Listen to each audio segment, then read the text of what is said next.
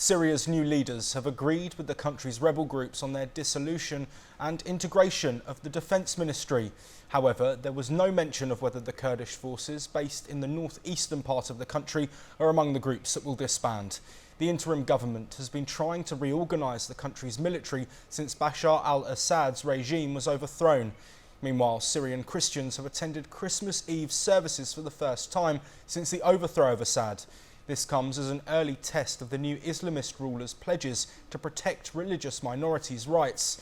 Hours before the service, hundreds of protesters in Damascus gathered to denounce an incident in which a Christmas tree was burned in the northern countryside of Hama in western central Syria.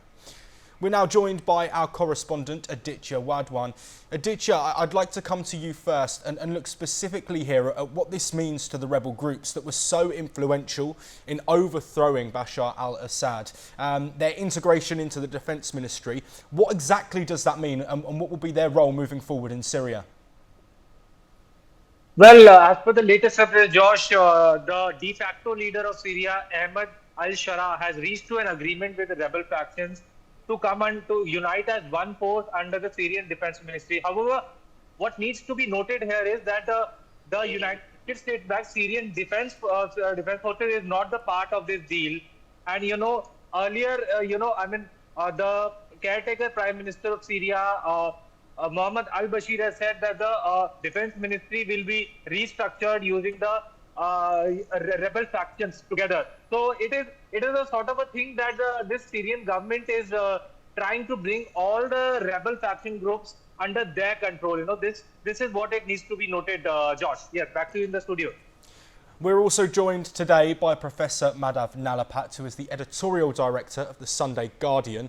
I'd like to speak to you, Madhav, firstly, relating to the Christmas market, the Christmas attacks on a Christmas tree that we've seen. My apologies. There was a burning of a Christmas tree during celebrations.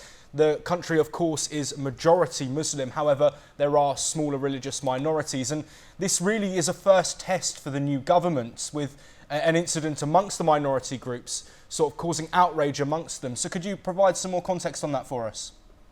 Well, look, I'd like to say, Joshua, I don't know if you're one of that rare group of people that believe that you can keep a wolf as your domestic pet, and that expect it to change into a spaniel.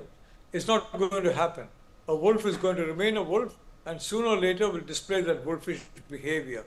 The fact of the matter is that this is a terror group, and it basically detests the entire Shia group of that very great religion of Islam.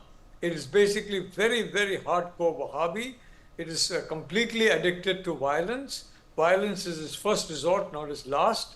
And therefore, quite frankly, I mean, what happened, this particular Christmas tree burning, is an outrageous act. Anybody burning a Christmas tree is, frankly, somebody who's devoid of humanity and any sense of human values. But the fact of the matter is that this organization that is technically, I mean, this group of people that are supposed to have taken charge in Syria are basically groups that are implacably opposed to Christianity, to Buddhism, to Hinduism, to Shia Islam, and to any sect within the Sunni faith that is not hardcore Wahhabi. So I'm not surprised by that Christmas tree attack at all. And I would really like to say, let's test the government by seeing how strong the punishment is for the perpetrators of this crime. But the perpetrators need to pay a heavy price for this kind of a crime. Joshua. Professor Nalapat, I want to bring it back to the news that we're getting that the rebel factions will become part of the defence ministry. What do you think this will do for the people in Syria? There are also thoughts amongst Syria that the previous regime was more barbaric and more brutal, but these groups over the years, as you've alluded to already, have been involved in other activities. They were involved in the uprising.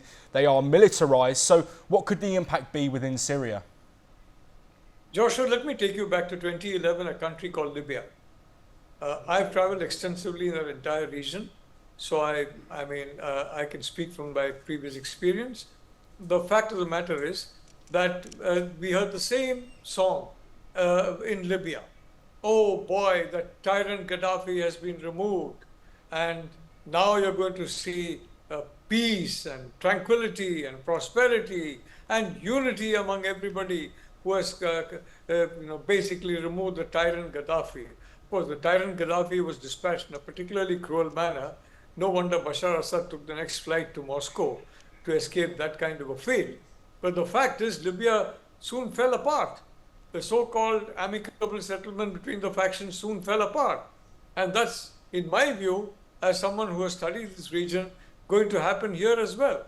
These factions are implacably opposed to each other. The factions are supposed to have come together. They have fought each other. They have shed blood, the other faction's blood and their own blood in that war. They're not going to forget that. And frankly, this government will have no control over 90% of the armed people in these various factions. So I don't expect this to last very long. Frankly, Bashar al-Assad was a much worse dictator in terms of giving welfare to the people than Gaddafi. Gaddafi at least gave substantial welfare to the people.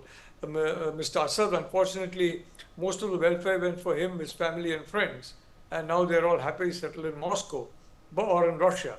But the fact of the matter is, this will fall apart. The divisions are too big.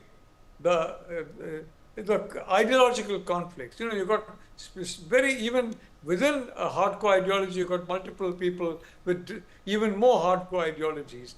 That conflict is going to prevail. So I don't believe this deal is going to last any longer than a similar deal that took place in Libya in 2011, Joshua. Professor Madhav Nalapat, thank you very much for joining us.